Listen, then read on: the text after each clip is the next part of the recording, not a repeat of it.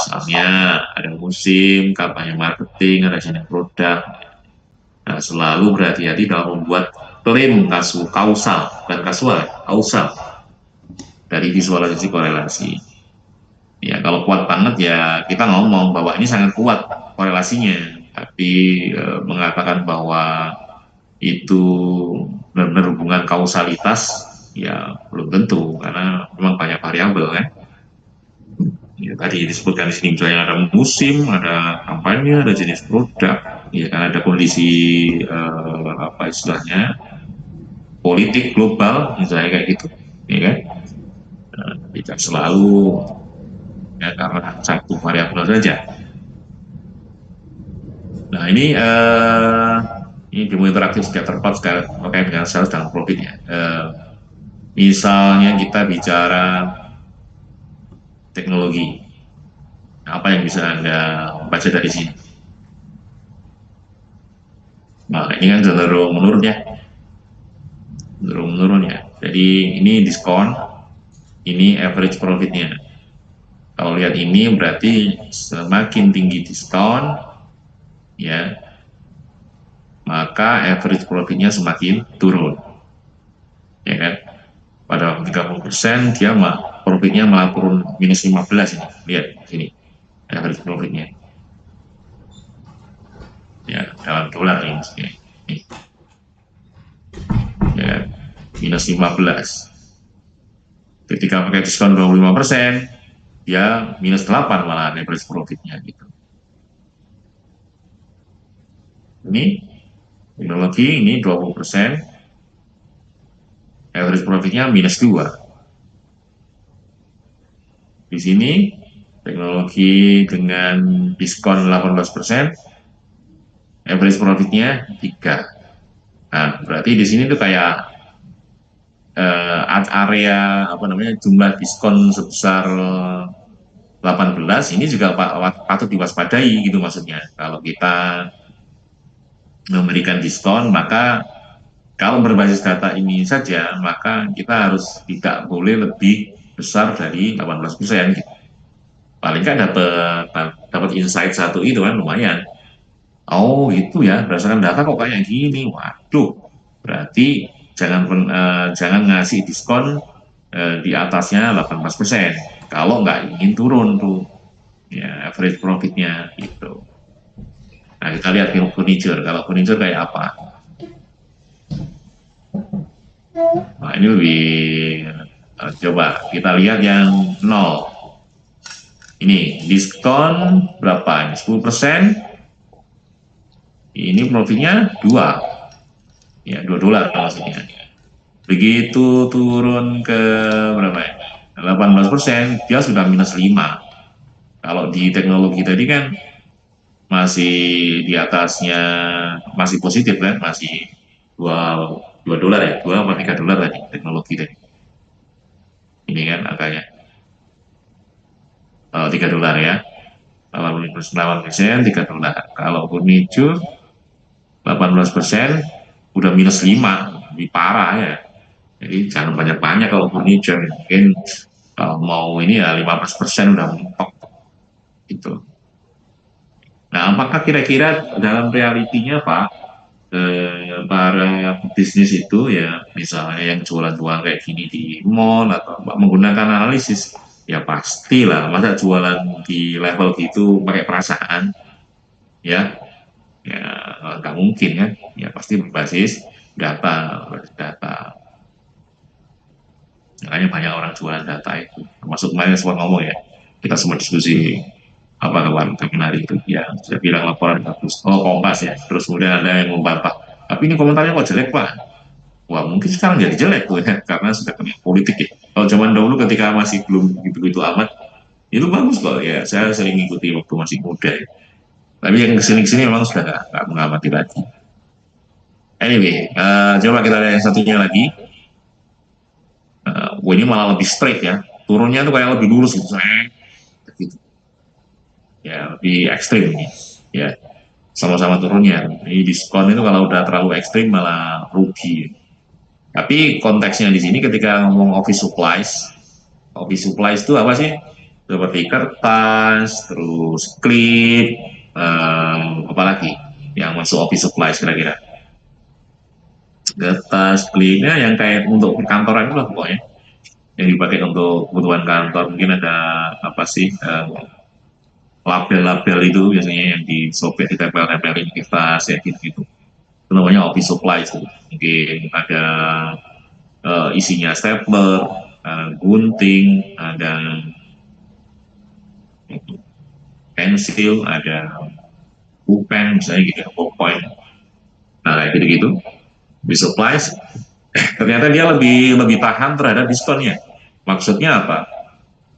Untuk menjadi mendekat ke nol itu di sini angka berapa itu? 25% ya. Di angka 25% dia keuntungannya, profitnya itu $1. Ya, lepas itu baru turun. Ya, tadi kan kalau yang untuk yang lain kan 18 itu ya, atau bahkan 15 untuk furniture ya. Kan di sini ya, daerah sini kan, berarti. Tapi kalau untuk office supply ternyata enggak. Nah ini kan memberi uang yang lebih ya. Penjelasannya juga mungkin karena office supply itu sifatnya lebih lebih apa ya, teratur ya. Kebutuhan akan office supply itu sifatnya kan teratur ya. Lem apa itu kan mungkin ya sebulan habis, atau kertas itu mungkin sebulan habis, yang memang banyak dia mencetak dari kertas ya, print gitu. Tapi kalau yang kayak furniture memangnya apa, setiap bulan beli gitu. Karena enggak, dia sifatnya kan lebih long term ya. Teknologi juga begitu kan. Ya, investasinya itu enggak, bukan yang hari ini beli HP, bulan depan beli HP lagi kan, enggak. Sampai karena price-nya mahal juga ya. Nah, itu. Jadi memahami bisnis dengan data itu akan membantu, ya, itu banget gitu. Saya punya beberapa ya alumni kita yang kerja di, bukan kerja sih, kayak pernah bikin bisnis juga. Saya yakin kesulitan mereka itu juga karena kaitannya dengan bisnis sebetulnya. Bikin kayak semacam startup gitu. Secara teknologi jago tuh. Yang ditawarkan juga bagus teknologinya itu. Cuma kok sepertinya ke sini nggak jalan tuh. Nah, kurang jalan karena kurang didukung oleh apa ya, awal analisis saya itu karena kurangan sisi manajemen dan bisnisnya ya.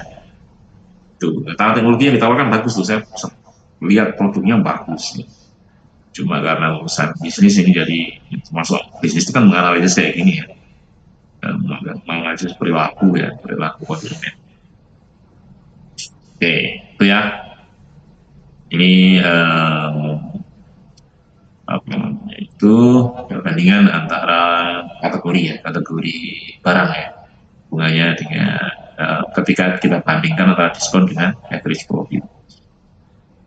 Oke, menganatomi scatter plot yang informatif. Scatter plot yang baik bukan hanya titik-titik di kanvas, ya, dia harus punya konteks yang bermakna, yang kira-kira kalau apa sih, pembaca atau ya, viewer melihat itu, dia kemudian mencerahkan, bisa menginterpretasikan gitu ya. Itu adalah scatter yang informatif. Nah, apa aja yang kira-kira perlu ditempatkan di sana dengan tepat. Misalnya ada ya, kita harus kasih nama khusus yang oke lah ya. Nama itu kan memang penting ya. Ya, variabel misalnya variabel yang kita sebagai penyebab harus X, variabel yang akibat harus X, saya gitu. Kayak tadi yang contoh-contoh yang sebelumnya kayak gitu ya. X itu yang horizontal, Y yang vertikal. Terus kemudian kalau memungkinkan tambahkan trend line atau reference line bahasa lainnya, itu dia semacam garis regresi linier gitu, untuk melihat arah hubungan secara eksplisit gitu. Ya walaupun kalau melihat gambarnya sekilas gitu aja udah kelihatan nih, ini apakah cenderung naik atau cenderung turun gitu. Tapi dengan menempatkan trend line atau reference line itu jadi lebih oke, lebih mudah untuk dibaca khususnya. Kemudian jangan lupa color encoding. Color encoding itu ya bedakan warna gimana kalau ada perbedaan warna antar kategori atau antar ini kan jadi lebih bisa lebih mudah membedakan ya dan menganalisis gitu. Oke, nah terus kemudian yang empat tooltip. Kalau ini kan biasanya bawaan ya, tooltip itu kan bawaannya Tableau sudah ada. Tapi seandainya Anda nanti bekerja dengan apa namanya dengan library JavaScript misalnya untuk bikin tampilan ya saya pakai D3JS misalnya kayak gitu. Nah, jangan lupa ya menambahkan tipnya. Oke, istilahnya tooltip. Oke, saya tidak perlu tuliskan semua rasanya ya. Oke, itu udah lumayan harusnya bisa. Sekarang kita geser ke distribution ya. Nah,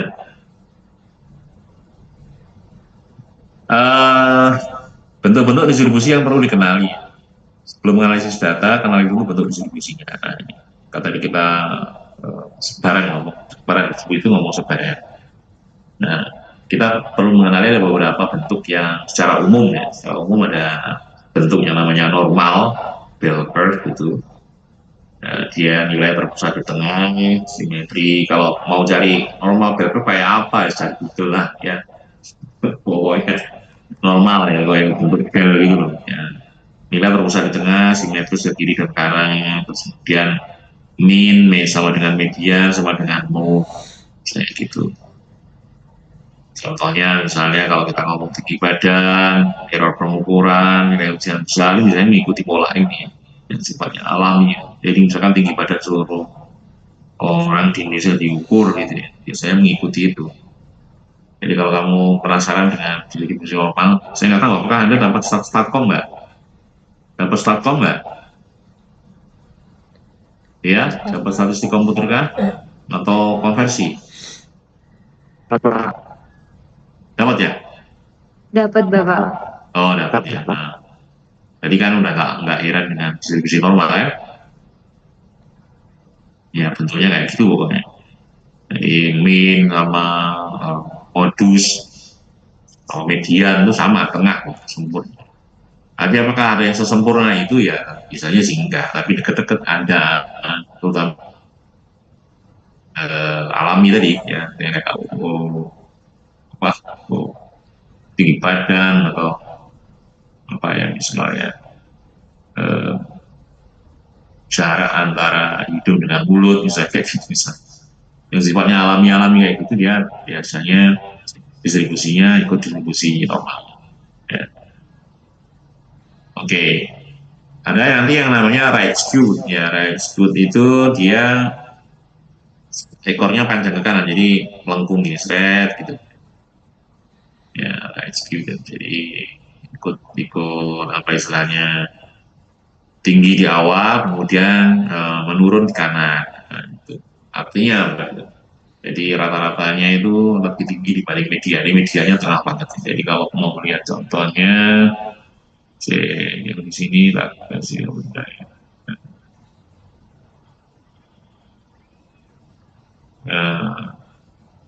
Enggak sih. Ini bisa ya.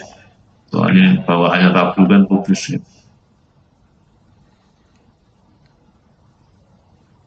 Nah ya putus. Ya. Oh kan. Segitu soal.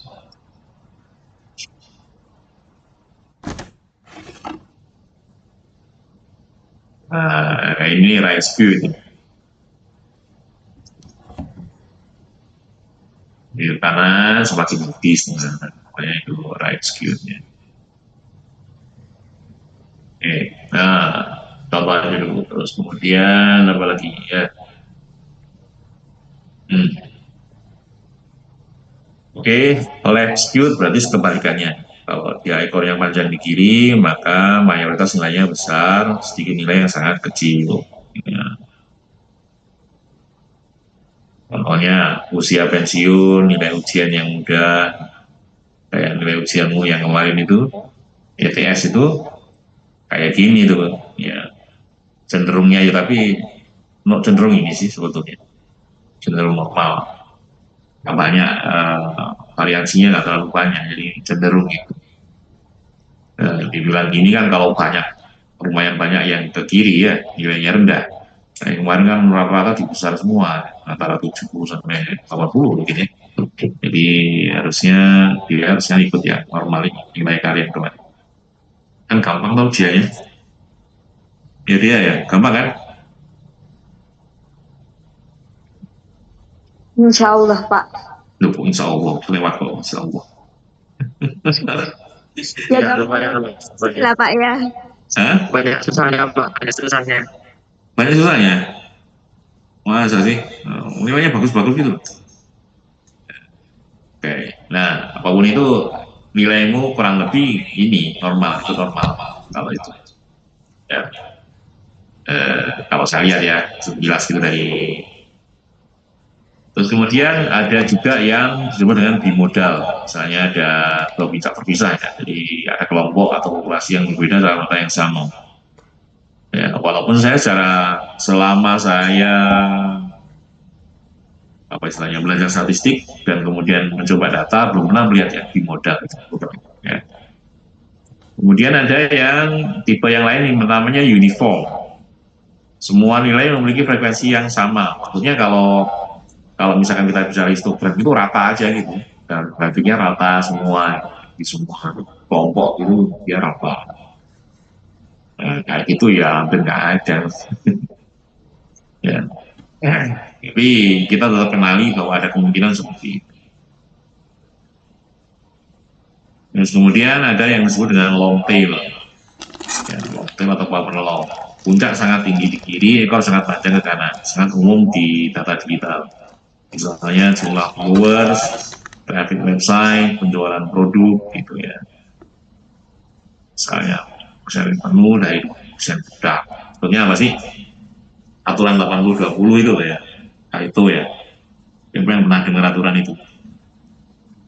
80-20. Jadi misalkan 80% kekayaan Indonesia itu sebenarnya hanya dinikmati oleh 20% saja maksimal. Indonesia lebih parah kayaknya 95 sama 5 itu. Kalau Indonesia itu misalnya uangnya 1.000 triliun misalnya, anggap aja gitu. Ya 1.000 triliun, maka 9.500 triliunnya itu milik beberapa orang. Yang sisanya itu milik orang Indonesia, se-Indonesia dibagi. Ya. Tapi yang umum di dunia namanya 80-20 ini ya. Nah, namanya Pareto. Ini, jadi kan sekalian aja. Pareto Principle. Nah, tuh ya, Pareto Distribution. Di statistik komputer diajari, dikenalkan lah paling enggak. Enggak, nggak dikenalin ya. Saya enggak, Pak. Enggak ya. Tidak ada, Pak. Enggak ada ya, ya wes sekarang dikenalin ya. Anda bisa cari lagi, ketika saya ngetik ini kan Anda bisa cari sendiri lagi ya untuk mengetahui lebih dalam itu apa sih gitu. Itu hampir berlaku di nggak tahu gimana ceritanya, pokoknya ya kayak gitu. Misalnya di kampus ini dari sekian puluh yang apa pekerja misalnya, soalnya yang efektif itu yang bekerja betul-betul dan itu cuma 20% aja. Sulit membawa 100%-nya bekerja secara maksimal. Yang ada 20% itu bekerja super maksimal untuk mengcover yang lain itu. Namanya Pareto atau Power Law. Power Law, Pareto. Oke. Balik lagi ya. Oke. Nah, ini demo histogram ya untuk menunjukkan distribusi tadi. Yang kebetulan ini right view ya. Jumlah bin itu sebenarnya pengelompokan. Ya, misalkan Anda punya range misalnya gini, harga itu dari 0 sampai 1.200. Nah, Anda kan bisa bikin kelompok-kelompok ya. Misalnya 0 sampai 50, 51 sampai 100 gitu kan.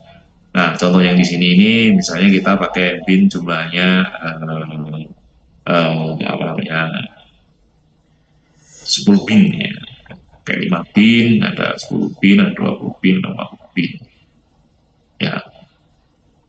Nah, ketika pakai 5 pin saya gini, di 1, 2, 3, 4, 5, ada 5 ruang, 1, 2, 3, 4, 5, sehingga antara 0 sampai 1200 dibagi menjadi 5 kelompok.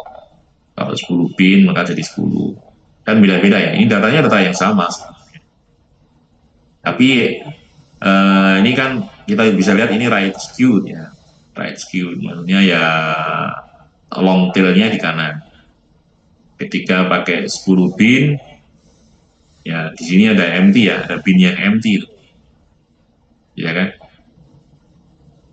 tapi tetap right skewed ya. Ketika pakai 20 pin, nah agak unik ya, jadi kayak sekarang ini rendah, yang ini naik gitu. Jadi tidak serta-merta harga yang rendah ini transaksinya banyak gitu. Walaupun ketika pakai ukuran binnya lebih sedikit 10, ya ini kelihatannya paling tinggi di area sini. Tapi begitu breakdown lebih lanjut gitu, misalnya pakai 20 pin, oh ternyata gini. Nah kalau 40 pin, ternyata ada ratanya juga sebetulnya. Nah terus interpretasinya apa kalau jumlah pin dengan ini? Maka Anda bisa lihat di sini 40 pin ini terlalu detail. Ya, noise mulai mendominasi. Noise itu apa istilahnya? Suara berisik ya. Dalam hal ini noise data noise. Jadi berisiknya berisik data. Maksudnya nggak nggak nggak nggak semuanya terisi gitu ya. Ini kan kosong kosong kosong kosong kosong kosong ini ya di sini ya. Akhirnya kan malah jadi nggak bisa diinterpretasikan kan gitu. Ya, malah angel kan gitu. Bingung menerjemahkannya. Jadi tidak selalu analisis menggunakan pin yang lebih banyak itu selalu lebih bagus, enggak ya. Nah, ketika pakai pin cukup detail, pola perjalanan bisa melihat bahwa ada konsentrasi di antara ini ya, antara 200-400 dan 0 sampai 100.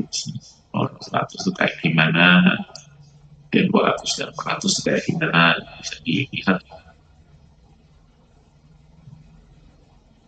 Ini yang seimbang ya, seimbang. Right, itu terlihat jelas, mulai masih di range rendah, skor panjang kan. Ini yang jujur ya, ini ya. Yang ini memang skill ya, tapi apa istilahnya, perlu latihan, makanya untuk bisa memutuskan itu perlu latihan. Kalau yang pakai 5 pin tadi kan masih terlalu kasar ya, karena terlalu jauh range-nya. Ini sudah lumayan seimbang. Nah, pilihan jumlah dalam pin itu jumlah pinnya maksudnya dalam histogram secara signifikan mengubah gambaran distribusi.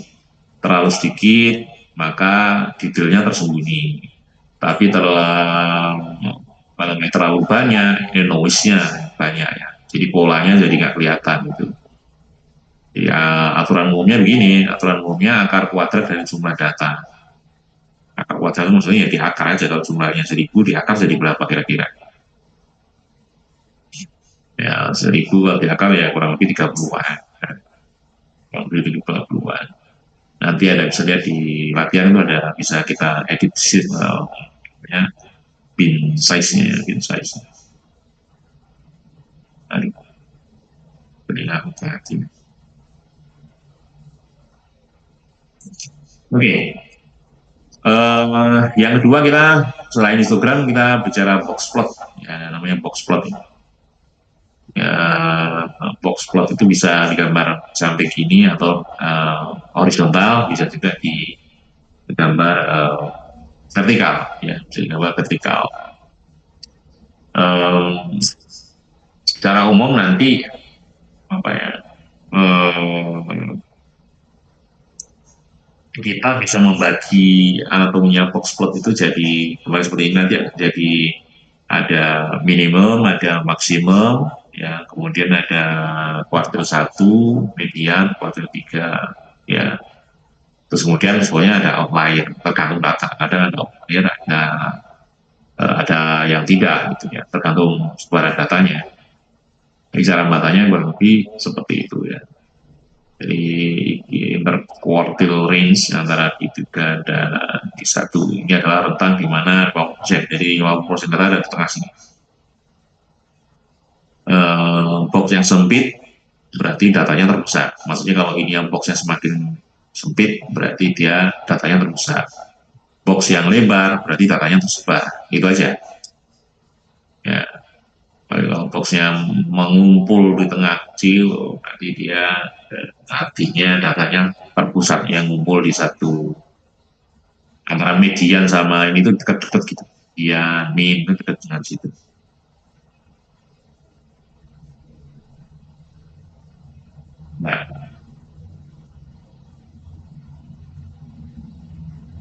Nah, ini misalnya kita begini, ya ini nggak sempurna ya karena ini pakai apa namanya itu, pakai catnya CS ya, nggak setara dengan yang di Tableau ya. Tadi kita lihat yang di Tableau aja. Jadi gambarannya seperti ini, misalnya kayak seperti ini, apa namanya, furniture misalnya, ya di medianya -8, ya, kuartil satunya -30, kuartil tiganya 12. Ya apa ya? Kalau dia cenderung di tengah itu berarti kecenderungannya sentral, maksudnya membaca di medianya. Kalau cenderung di sini berarti dia di tengah ya. Itu yang kira-kira bisa dibaca dari plot ya, pasti lebih enak tinggal praktek aja. Yang di sini Anda baca sendiri, ya ini kan teoritikal aja berapa hal ya, pitfall jebakan-jebakan gitu, jebakan-jebakan terkait dengan ya correlation chart maupun distribution chart. Ya, ini pengetahuan aja bisa akan dibaca. Oke, nah kita ke praktek aja ya. Praktek. Nah, nanti di praktek ini dilihat di paling bawah,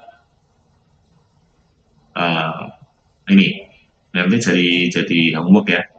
Nanti akan saya buatkan linknya di ilmu, Anda kerjakan. Jadi ini sebenarnya ya pelatihan aja, tapi Anda lakukan karena saya demo aja nggak mungkin ada bisa cukup waktu untuk mengikuti ya. Tapi nanti baca aja terus dicoba. Nah kalau sudah bikin dashboard untuk menggabungkan itu, ya kan? Terus baru di submit. Oke. Mulai dari sini dulu. Jadi ada PR-nya di sini ya. Ya jangan lupa ya di bagian paling bawah. Oke, kita nyoba yang scatterplot dulu ya. Oke. Sebenarnya sudah nyoba sih.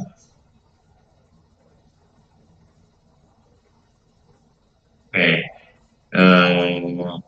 kita coba yang baru aja supaya Anda tahu prosesnya ya. Prosesnya itu tidak langsung ini.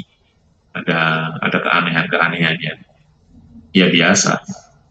Dan perilaku si Tableau ini juga saya kadang ya agak kaget dulu kok gitu nggak sama. Ya oke kita coba ya. Kita akan diskon drag ini, diskon ke kolom, profit ke AVG. Sorry, profit ke row apa sih? Diskon ke kolom, profit ke row. Diskon. Tinggal, oke. Jadi mintanya average kan kita ganti. Terus profit ya.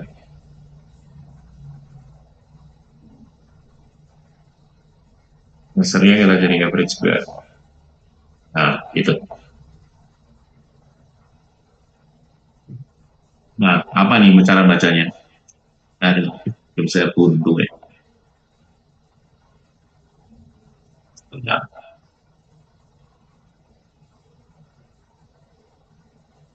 buntu sekali.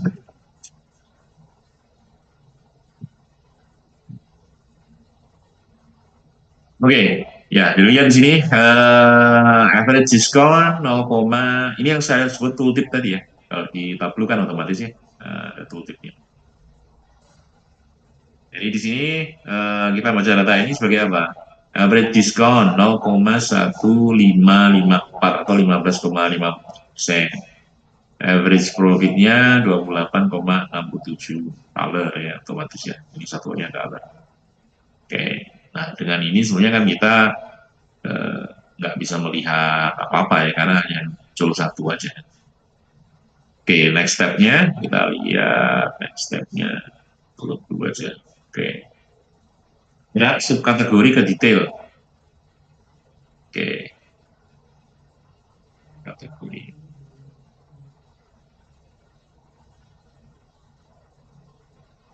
Nah, mulai kelihatan ya detailnya itu berdasarkan subkategori.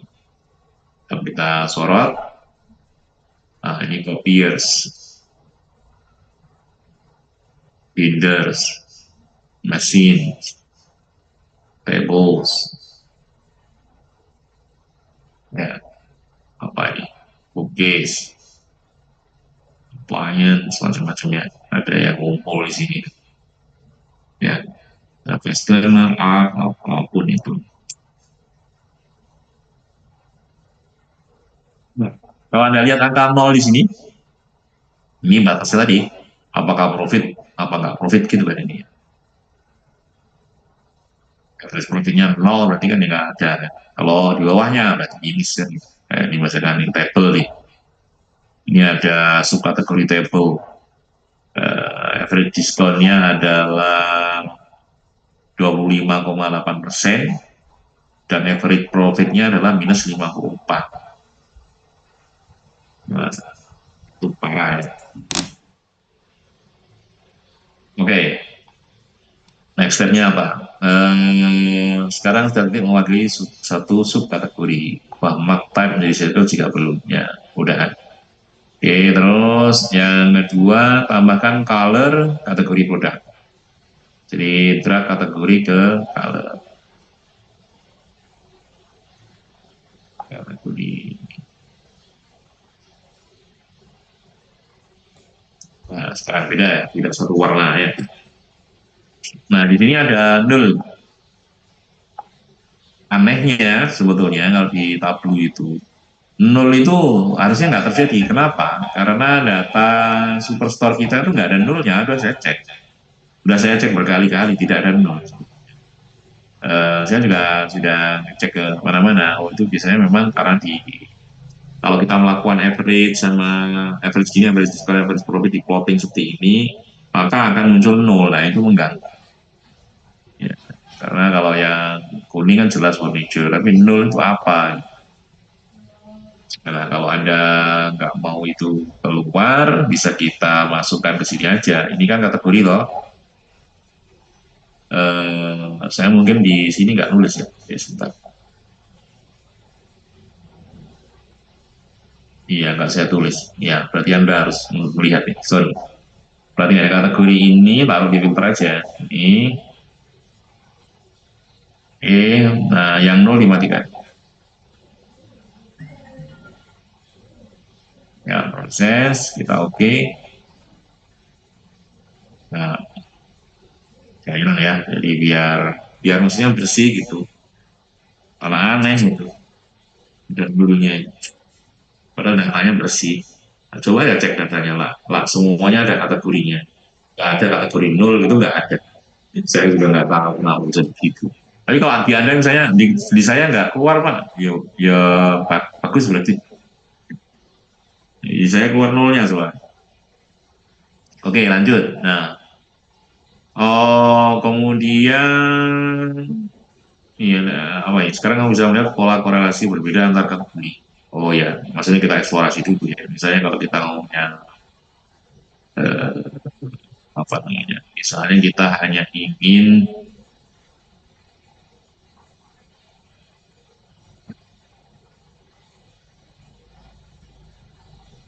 kita slow aja ya biar gampang buat latihan. Eh, nah, misalnya gitu.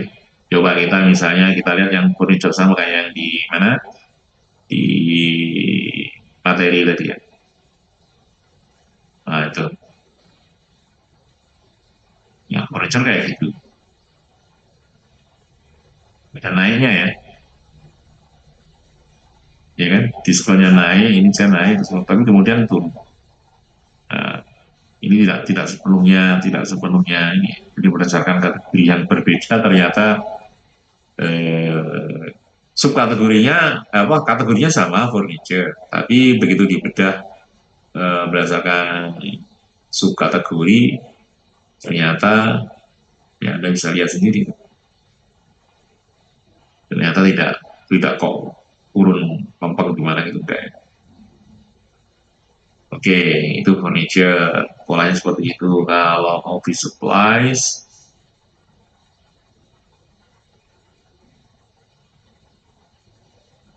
nah, ini kan unik ya, office supplies ya.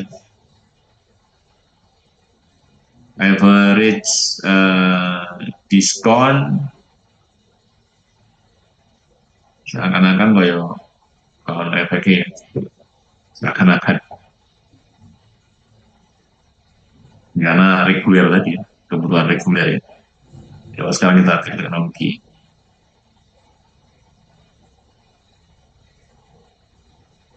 Oh, putus ya.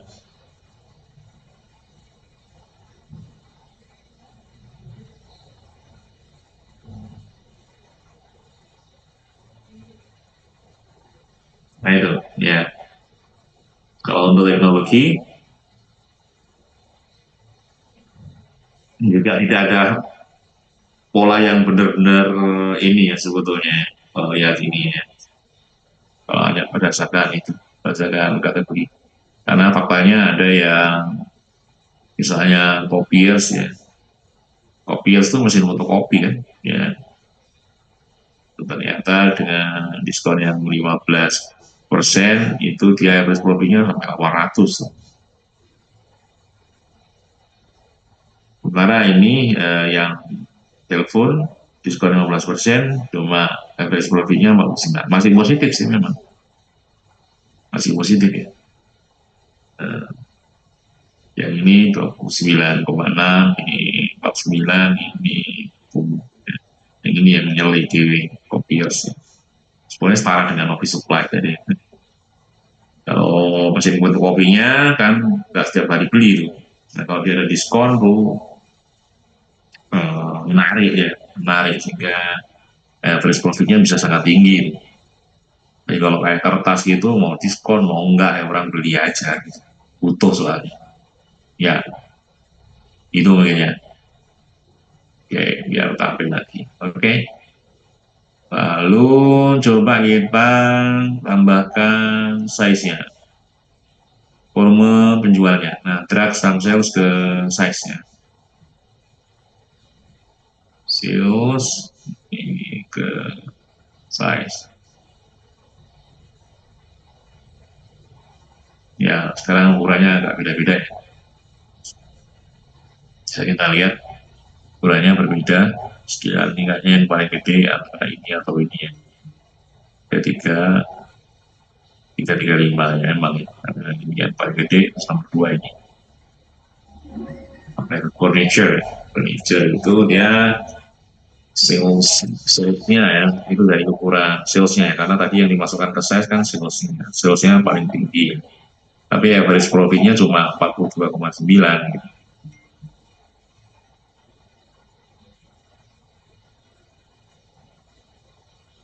Oke, kalau Anda mau bereksperimen sendiri juga boleh, misalnya untuk ini bukan sales tapi apa istilahnya average profit juga gitu.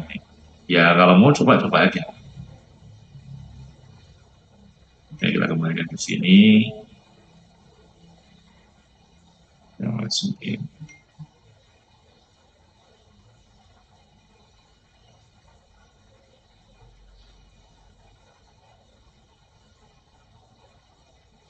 Nah, ini kan beda ya. Ini jadi sekarang yang ini nomor 1, ini nomor 2 dari sisi profit.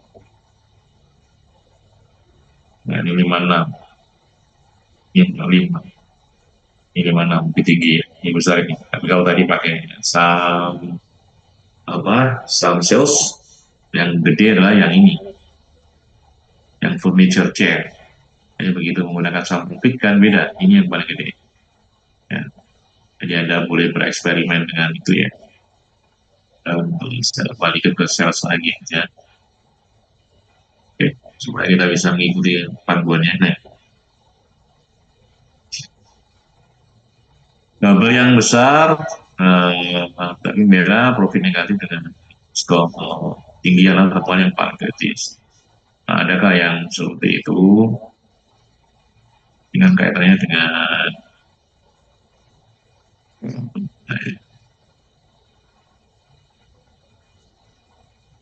ini nolnya cover lagi ya.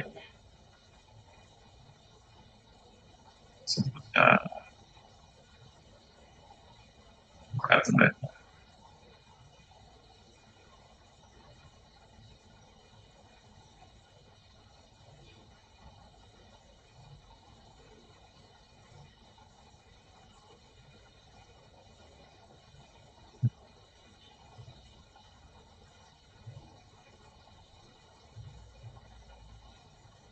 Ya.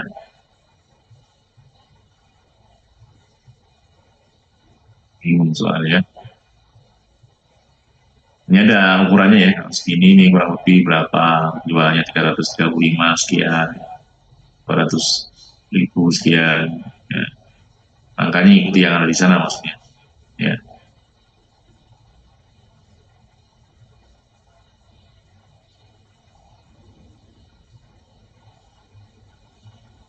Nah, di sini yang paling jelas adalah kalau dia di bawahnya garis 0, maka dia negatif. Ya. Negatif profitnya negatif. Kalau di atas ya tadi positif. Dan yang ini tetap nomor 1 ya, kopi harus dari nomor 1. Oke, terus sama lagi. Tambahkan tren lain. Nah, tambahkan tren lain ini bisa ada, Anda pakai cara ini bisa klik kanan sini kalau nggak salah. Ya, so tren lain.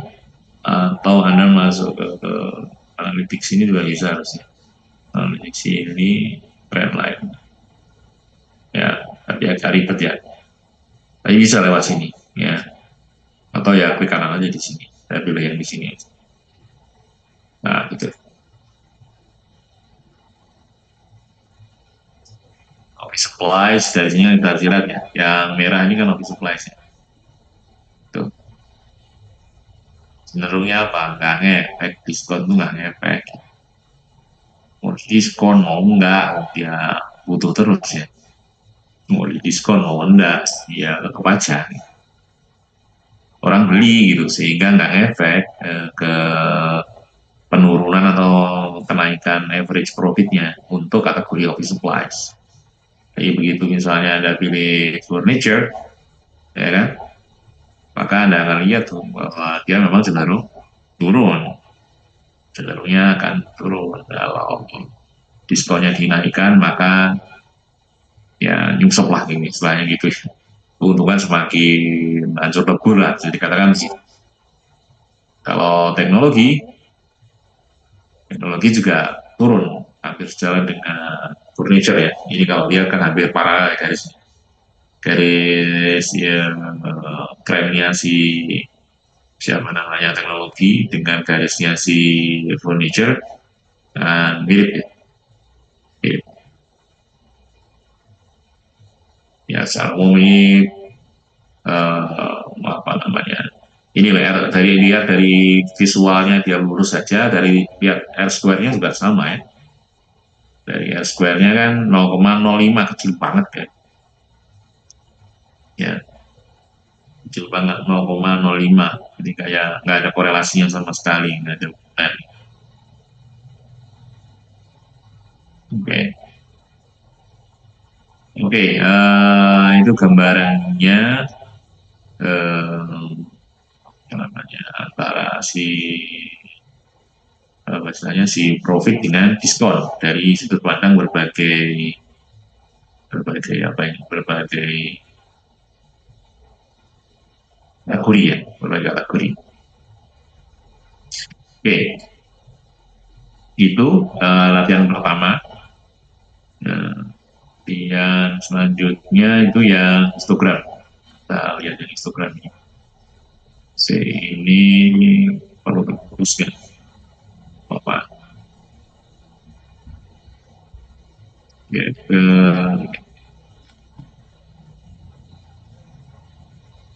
oke, sekarang ini histogram ya. Histogram buat pin untuk sales. Nah, ini yang tadi yang korak-korak ya, kita mau membatasi berapa banyak. Kita coba yang di data pin, klik kanan sales create pins ya. Di sini. Create pins. Ya.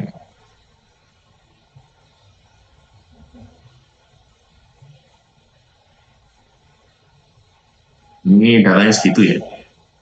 Jadi secara rule of thumb kan akarnya dari banyaknya data sebenarnya. Di tahun 2000 mungkin di akar ya kurang lebih 500 ya. 500 kali 500 itu berapa? Ya, ya, tapi kita coba apa namanya pakai yang di sini ya. Kita coba size-nya pakai 100 saja ya. Tunggu sebentar.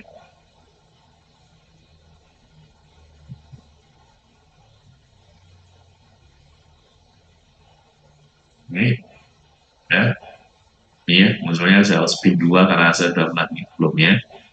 Kemudian apa namanya? 200 ya. Sorry. Pakai angka 200 saja. Kita edit dulu. Nah, ini 200. Oke. Terus kemudian kita geret itu, kita tarik itu ke kolom, kemudian order ID ke row. Ya. Order ID mana sih? Oke, ke sini. Nah, nah, terus kemudian berubah measure-nya ke count distinct untuk apa namanya order ID-nya ya. Yang ini kita ubah measure-nya untuk distinct. Nah, gitu. Nah, lagi-lagi karena saya nggak paham kenapa si datanya sudah muncul nol ini. Ada, maksudnya itu nggak bingung. Ya. Bisa gitu. Ya. Dan caranya bagaimana? Ya, sama dengan mirip dengan tadi. Yang saya spin 2 kalau sini bisa pilih nggak? Nah, ada kan? Kemudian bisa select OK. Oke, ini kelihatan lebih enak ya. Ini yang mirip polanya price queue ya, price queue. Ya. Yang sekarang salah nggak kelihatan sering kecilnya data ya, sering kecilnya data. Nah, kalau mau apa istilahnya, apa istilahnya, tampilannya gambar apa ya, silakan dicoba-coba sendiri ya. Oke, terus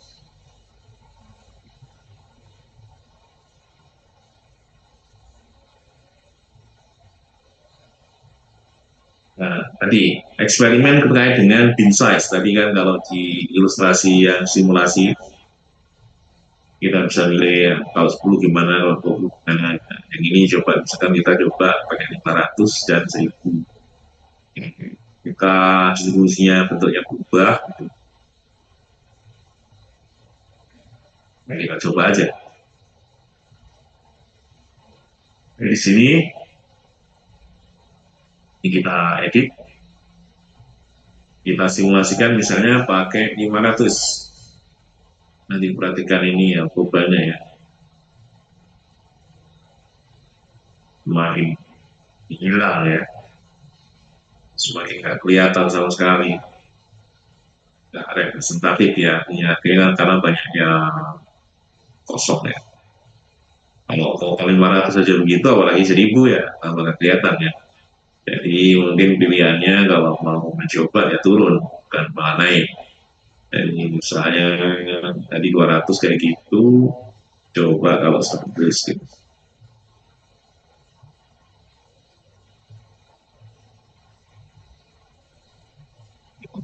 Nah, ini ya.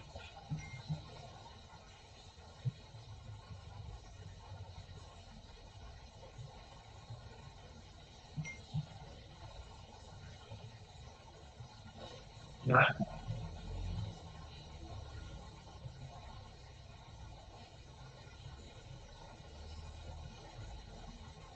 oke, jadi apa namanya?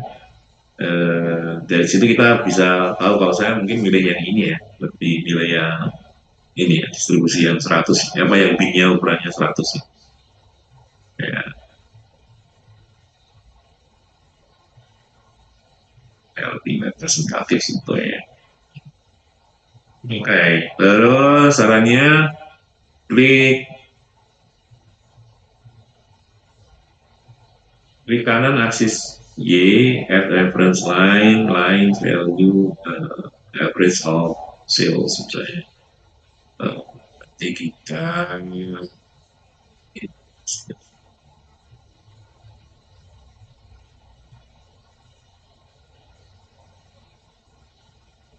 oke, ke lainnya.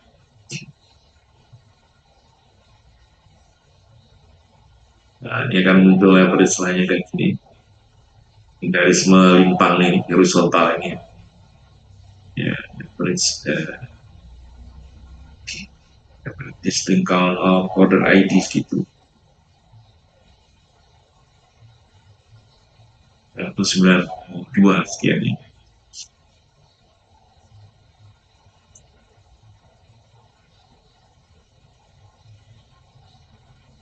Artinya apa nih? Ya semakin ke sana, ya semakin ke sana itu semakin tinggi bin-nya ya ini. Ya, range antara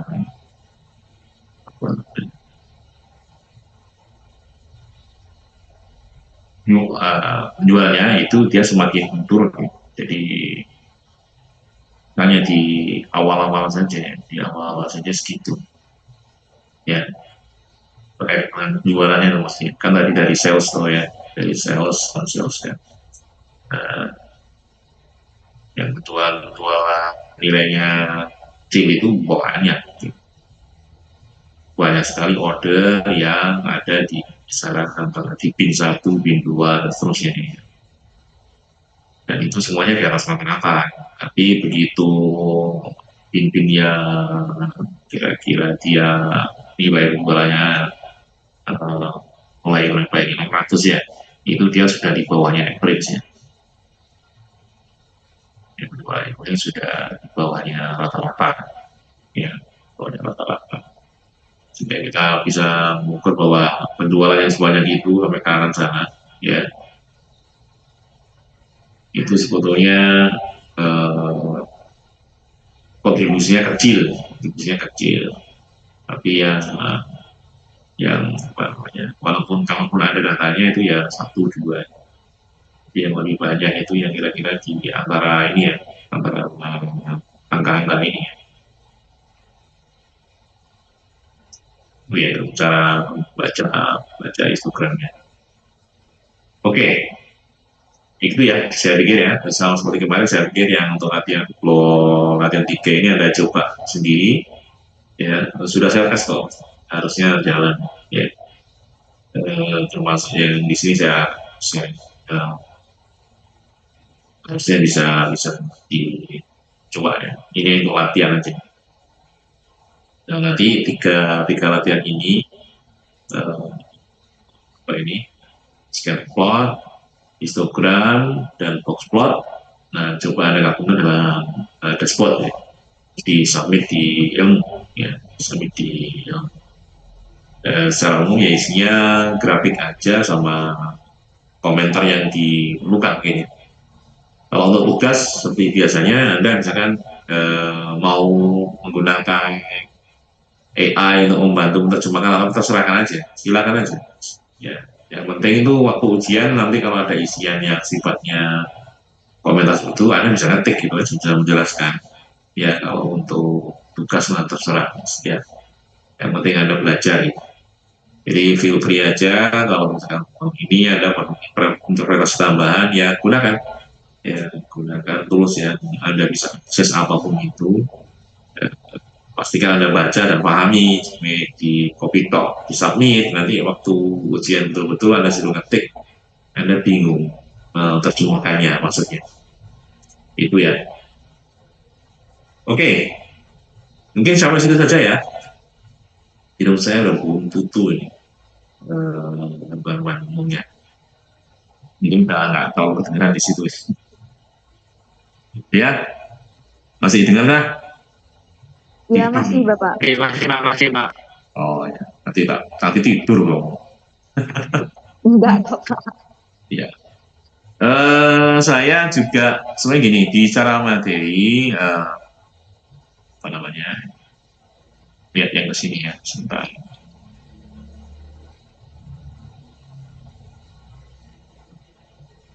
Saya itu ingin memasukkan yang lain ya sebenarnya, karena kalau di di Tableau itu ya sebenarnya ya cukup tutorial aja cukup sebetulnya sih. Pemaknaannya Anda bisa cari juga, tapi saya tuh tertarik untuk menunjukkan sesuatu yang lain. Di pertemuan 14 itu saya nulis di kanan ini ada tulisannya dedikasi S, tapi saya pikir-pikir kok terlalu ke 14 kok terlalu lama ya.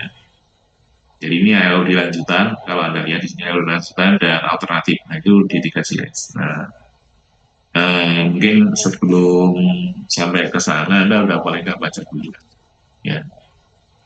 Nah, supaya ada variasi gitu, variasi apa namanya, grafik yang bisa Anda kendalikan lah gitu, variasi grafik yang bisa Anda kendalikan melalui coding gitu maksudnya. Silakan kalau mau eksplorasi ya, saya juga siapkan karena ini saya ya terus terang memenuhi RPS-nya teman-teman dosen yang lainnya. Tapi Anda tahu saya kan agak gatel-gatel kalau nggak ada prakteknya yang sifatnya agak teknik didik gitu kan agak gatel ya. Jadi kemungkinan mungkin di pertemuan ke depan tetap saya sediakan ya untuk kepentingan untuk kepentingan konten di sini ada hierarchical apa tetap saya buatkan. Ini masih kosong memang belum saya isi, belum saya siapkan maksudnya. Tapi akan saya munculkan yang lain. Nah, saya bocorin dulu. Silakan Anda coba lihat-lihatlah ini ya, dedikasi S ini. Namanya sejauh mana sih sebetulnya dia, karena tak lihat kok efektif banget gitu ya. Ya apa gitu. Bacanya kayak semua gitu saja. Tertarik mencoba aja gitu. Karena kalau pakai lagu publik kan sebenarnya Anda nggak bisa show off gitu loh. Ya bisa lihat bikin dashboardnya iya, cuma show off kayaknya memang harus ada penunjangnya yang lain ya. Itu kayaknya pakai G3 ini kayaknya dari di antara yang lain yang pernah saya coba kayak ini kok oke, dedikasi S ini kayaknya oke, ya, layak dicoba gitu maksudnya. Nanti silakan Anda riset sendiri ya, riset sendiri seperti apa. Kayak misalkan kan ada topik hierarki ya, depan kan ada hierarki itu, advanced chart, hierarchical kan, hierarki. Nah di sini kan juga ada hierarkinya tuh. Ya ada trade ada ini cuma-cumanya variasinya tuh gimana. Nah, maaf ya dia ya, hah? Maaf nggak dia? bagus Pak, bentuk kayak mau bentuk bunga gitu Pak. Nah iya, makanya itu. Masa kita nggak ingin nyoba ini? Mumpung kelasnya kelas data visualisasi, gitu. Iya kan? Boleh Pak, boleh. Ya, ya, ya nggak monoton nih aja. Ini betul-betul sebenarnya kalian bisa bisa ya kan drag and drop siapa yang nggak bisa sih. Paling kan perlu tambahan pemaknaan. Nah kalau memaknai, menginterpretasikan itu kan ada bisa gunakan tools ya untuk belajar ya. Makanya kan Anda sudah sangat sangat terbuka sekarang ya. Bisa belajar dari manapun, dari nggak usah kaku gitu. Nggak usah malas, nggak usah kaku gitu. Nggak usah kaku, tapi juga nggak usah jangan malas gitu. Ya dibaca, dicoba. Kita riset dulu, kira-kira mungkin mengawalinya dengan yang setara dengan ini ya, karena ini topiknya di depan ini kan hierarchical, mungkin saya mulai dari hierarchical dulu ya. Kita cobanya cari data yang kira-kira bisa relevan, terus bisa kita render jadi tampilan seperti ini. Kira-kira apa data yang relevan? Kita pelajarinya dulu, tapi Anda juga coba baca. Ya, kalau sekedar tampilannya emang bagus, tapi kalau datanya nggak ada kan, ini misalnya hanya data simulasi kan ya sulit ya. Kalau lihat sekilas gitu kok bisa ada tampilan kayak gini, nah nggak kepikir saya. Ya, gitu ya. Jadi silakan dicoba lanjutkan yang latihan tiganya, latihan 1 2 udah lanjutkan. Tapi kita saya tes harusnya jangan. Itu nanti dibikin dashboard, terus kemudian di submit ya sebagai tugas. Terus baca-baca di 3 CS ini. Ya, terutama yang hierarki ya, yang kaitannya dengan hierarki. Kenapa? Karena ini topik yang kita bahas di pekan depan. Jadi sekalian aja kita lihat. Oh, lihat ya, api-api. Kagum saya. Ya sudah, oke. Sementara mungkin seperti itu ya. Terima kasih banyak atas perhatiannya. Saya cukupkan sekian. Atau barangkali ada mau tanya sedikit? Iya Bapak, mau tanya terkait PDF sampai PT yang tadi mungkin bisa dibagikan Bapak. Iya betul. Ya, habis ini saya kirim ya. Iya, kalau untuk deadline yang dashboard diagram itu kapan ya Bapak? Ya pertemuan itu kan minggu depan ya. Oh iya, baik Bapak. Oke. Yang kirim ada masih lagi kirim sekarang aja ya sudah. Lupa sih ya. Aduh, nggak ngerti lari. Ya. Oke.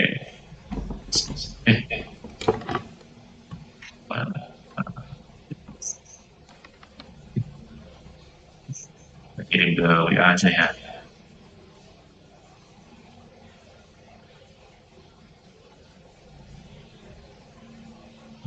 Oke. Ada yang lain?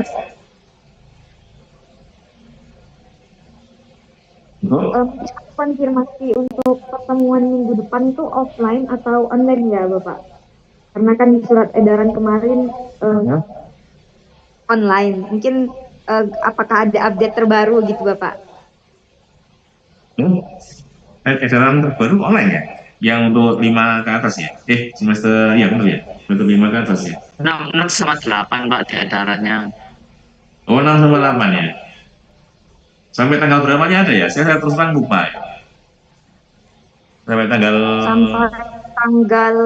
4 Juni Bapak, sebulan. Hah? Masa?